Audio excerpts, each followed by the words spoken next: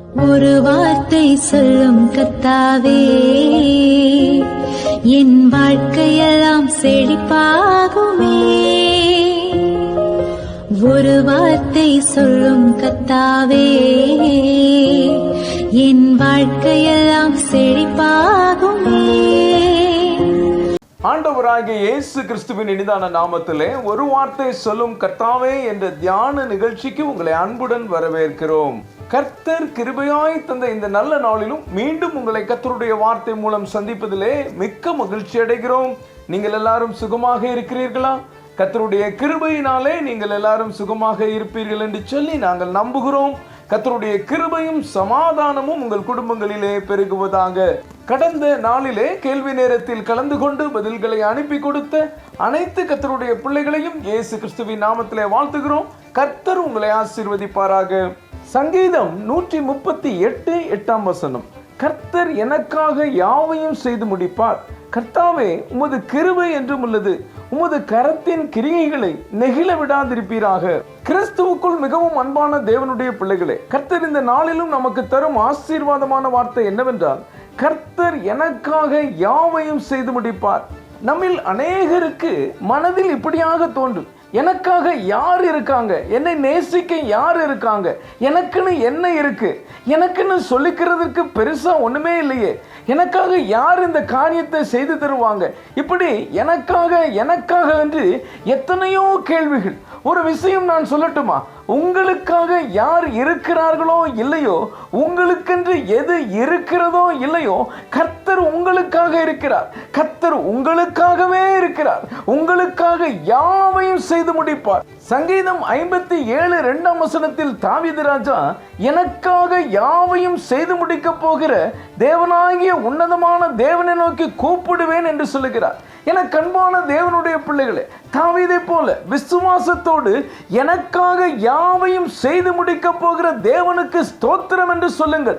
கர்த்தர் உங்களுக்காக யுத்தம் பண்ணுவார். கர்த்தர் உங்களுக்காக பரிந்து பேசுவார். கர்த்தர் உங்களுக்காக வழக்காடுவார். கர்த்தர் உங்கள் தேவைகளை சந்திப்பார். கர்த்தர் உங்களுக்காக எதையும் செய்வார். ஏன் தெரியுமா? நீங்கள் அவருடைய பிள்ளைகள். ஆதியாகமம் 31:29 நாம் வாசிப்போம்.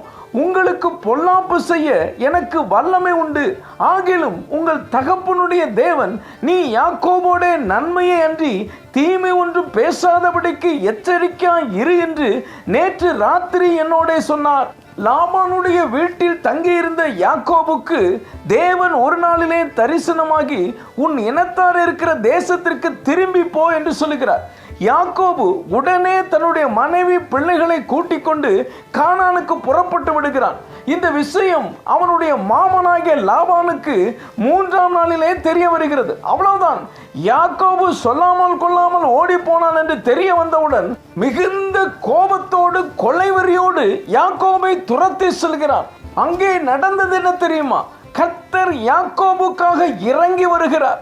லாபானை தடுத்து நிறுத்தி நீ யாக்கோபோடு நன்மையை தவிர தீமை ஒன்றும் பேசக்கூடாது என்று எச்சரிக்கிறார். கொலைவெறியோடு வந்தவன் அப்படியே சாந்தமாகிறான். கர்த்தர் யாக்கோபிற்காக வந்து நின்றார். அவனுக்காக யாவையும் செய்து முடித்தார். என அன்பான தேவனுடைய பிள்ளைகளே, பயப்படாதிருங்கள். கர்த்தரை மீறி ஒருவனும் உங்கள் மேல் கை போட முடியாது. அப்படியே கொலைவெறியோடு வந்தாலும் கர்த்தர் அவனை அடக்கி போடுவார். நீங்கள் சும்மா இருந்தால் போதும், அவர் உங்களுக்காக யுத்தம் பண்ணுவார். உங்களை நேசிக்க, உங்களை அரவணைக்க, உங்களோடு தங்கி தாவரிக்க, உங்களோடு உறவாட, உங்களை வழிநடத்த, உங்கள் காரியங்கள் எல்லாவற்றையும் செய்து முடிக்க கர்த்தர் இருக்கிறார்.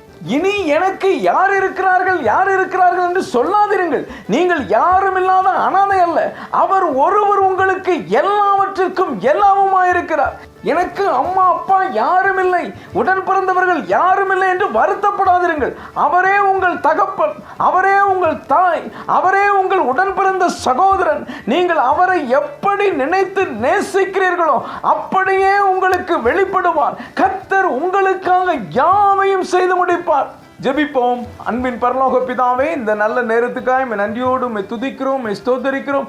கர்த்தர் எனக்காக யாவையும் செய்து முடிப்பார் என்று சொல்லி நீர் எங்களோடு பேசினதற்காக நன்றி தகப்பனே. இந்த வார்த்தைகளை கேட்டுக்கொண்டிருக்கிற உடைய பிள்ளைகளுக்காக நீர் இருக்கிறீர் என்ற விசுவாசத்தையும் தைரியத்தையும் நம்பிக்கையும் நீர் கொடுத்திருக்கிறதற்காக ஸ்தோத்திரம். உடைய பிள்ளைகளை நீர் ஆசீர்வதித்து பலப்படுத்தும். இயேசுவின் மூலம் ஜெபிக்கிறோம் நல்ல பிதாவே.